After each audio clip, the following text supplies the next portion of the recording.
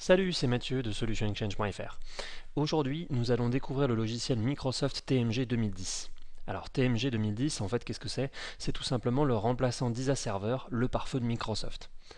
Il y a quelques petites améliorations qui ont été apportées à TMG, notamment le support de Windows 2008 Server, le support du 64 bits. TMG n'est pas disponible en 32 bits. C'est donc la fin des limitations mémoire qu'on rencontrait sur les systèmes 32.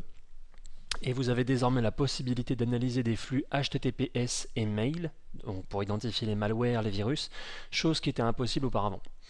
A noter également que TMG supporte un service d'abonnement, donc pour effectuer le filtrage web, tout comme le proposent des services et des outils comme WebSense ou Surf Control, et également un petit module dont on va parler tout à l'heure qui s'appelle NIS et qui permet d'identifier de façon préemptive en fait les tentatives d'attaque qui pourraient arriver dans votre réseau. N'oubliez pas, il y a deux versions de Threat Management Gateway. Il y a une première version Middle Business Edition, qu'on appelle TMG MBE. En fait, c'est l'équivalent d'ISA Server en version standard. Et il y a une version TMG, qui est la version premium en fait, qui permet la mise en place de groupes de configuration, ce que les Anglais appellent des arrays. Et les arrays TMG en fait hébergent la configuration quand on la partage avec plusieurs pare-feux. Alors c'est utile quand on veut mettre en place de la haute disponibilité ou de la répartition de charge au niveau du réseau de périmètre pour la protection de notre LAN. Sachez également que TMG gère beaucoup mieux la VoIP que son petit frère, ISA Server, et que désormais vous avez un assistant dédié pour tout ce qui est SIP et VoIP, ce qui n'était pas le cas dans ISA. Pour la partie installation du produit, c'est très simple. Je vais exécuter l'assistant d'installation, accepter le contrat de licence bien évidemment. Et là, je vais mettre la pause sur la vidéo et vous reprendre juste après. C'est le moment où vous saisissez votre clé de licence. Donc une fois que la clé de licence est notée, vous avez trois possibilités d'installation de TMG.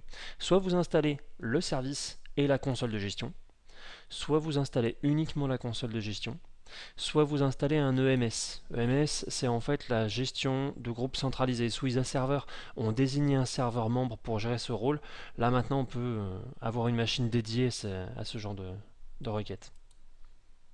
Donc pour ma part, je vais installer service et gestion TMG, cliquez sur suivant. Voilà, je laisse l'emplacement par défaut. Et je vais définir qui est mon réseau interne.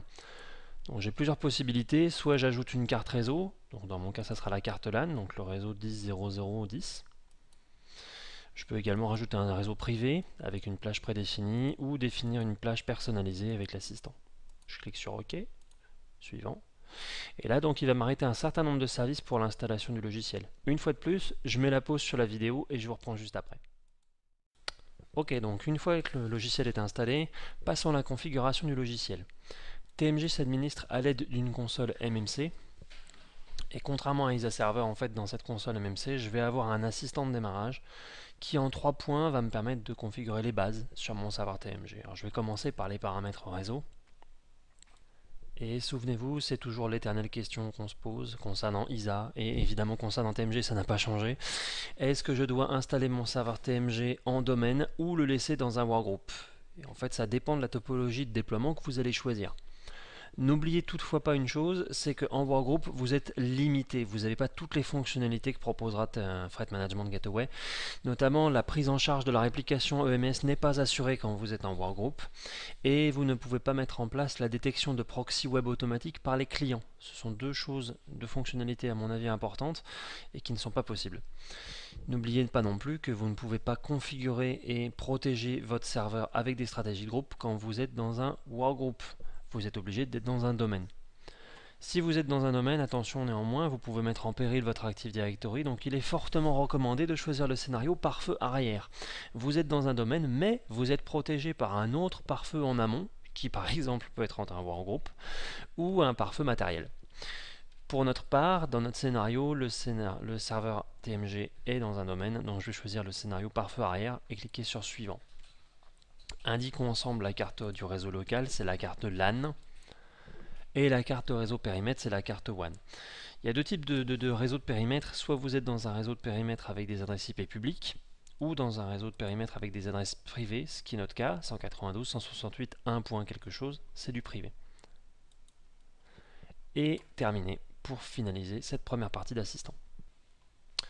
Maintenant, passons à l'étape 2. L'étape 2 est beaucoup plus rapide. Elle consiste à valider le fait que notre serveur TMG est bien dans un domaine Windows, ad.orchestra.biz, qui est notre environnement de test, et on clique sur suivant, puis terminer. Enfin, dernière étape, c'est la partie peut-être la plus nouvelle en fait dans TMG.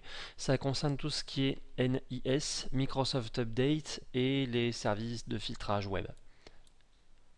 Première étape, on va indiquer si on souhaite activer Microsoft Update pour rechercher les mises à jour automatiquement ou pas. Il est fortement recommandé d'activer cette fonction, d'accord ? Ça va vous faciliter le fonctionnement et les mises à jour de sécurité de TMG. Et vous allez pouvoir indiquer si vous activez ou pas le service protection web et le service NIS. Si vous choisissez oui, vous allez pouvoir configurer les valeurs en fait de rafraîchissement du service NIS, à quelle fréquence je vais interroger mon service Microsoft Update. Alors NIS concrètement, qu'est-ce que c'est?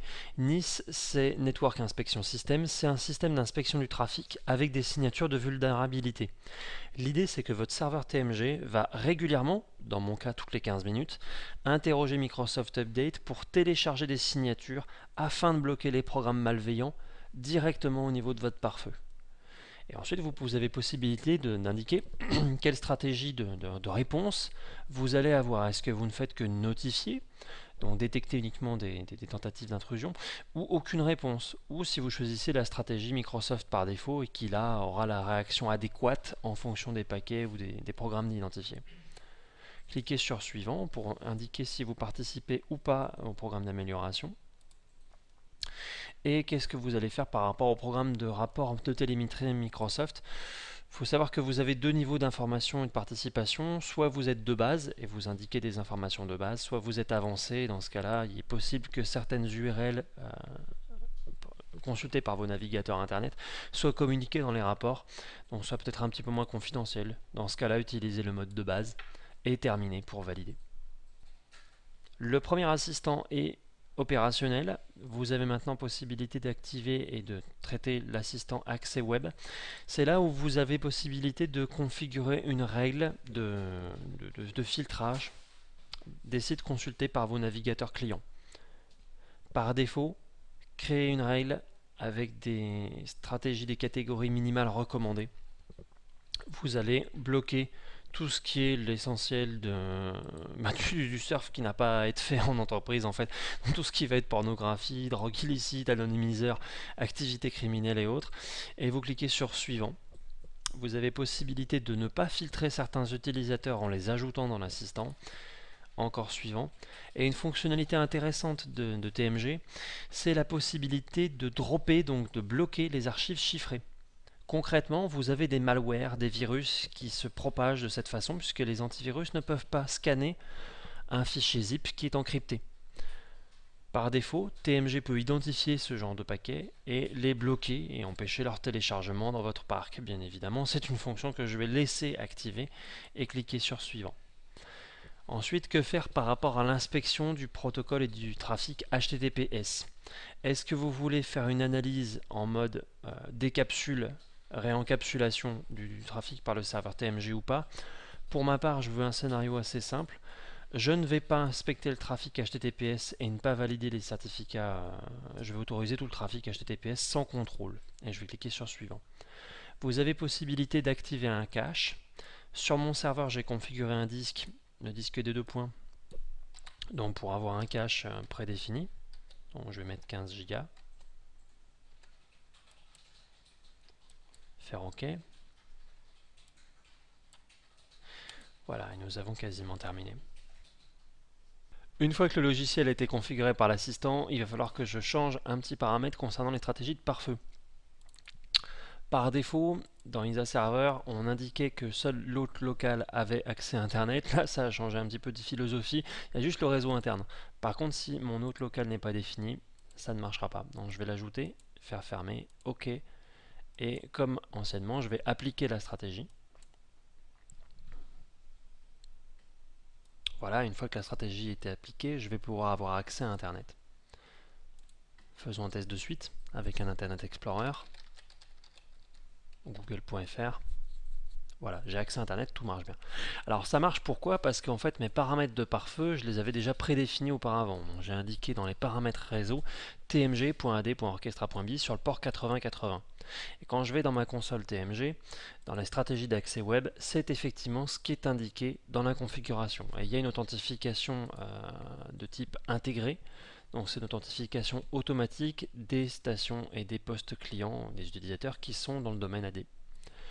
Si je vais sur une machine de type 7, comme ici dans l'exemple, l'accès ne fonctionnera pas puisque ces paramètres-là ne sont pas définis. Alors soit je vais le faire à chaque fois sur chaque poste, et je vais l'indiquer manuellement, soit je vais le faire par une stratégie de groupe et je vais la publier au niveau de mon domaine. C'est évidemment ce scénario-là que je vais retenir. Donc pour cela, je vais aller sur AD et créer une nouvelle stratégie que je vais appeler IE Firewall Settings. Et donc en éditant cette stratégie, je vais me baser sur la configuration utilisateur. La maintenance Internet Explorer, dans Connexion, il y a un sous-menu qui s'appelle Paramètres de proxy, où je vais indiquer tmg.ad.orchestra.vis. Bien évidemment sur le port 8080. J'utilise le même proxy pour tous les protocoles et je n'utilise pas le proxy pour les adresses locales, donc intranet. Une fois que cette stratégie a été configurée, il faut bien évidemment la lier au domaine pour qu'elle soit opérationnelle. Voilà, et maintenant je vais aller sur mon poste client et faire un gp update /force pour mettre à jour en fait les paramètres sur le poste client.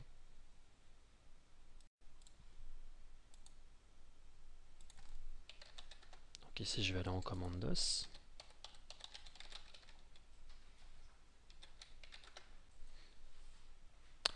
Voilà, ma stratégie est à jour.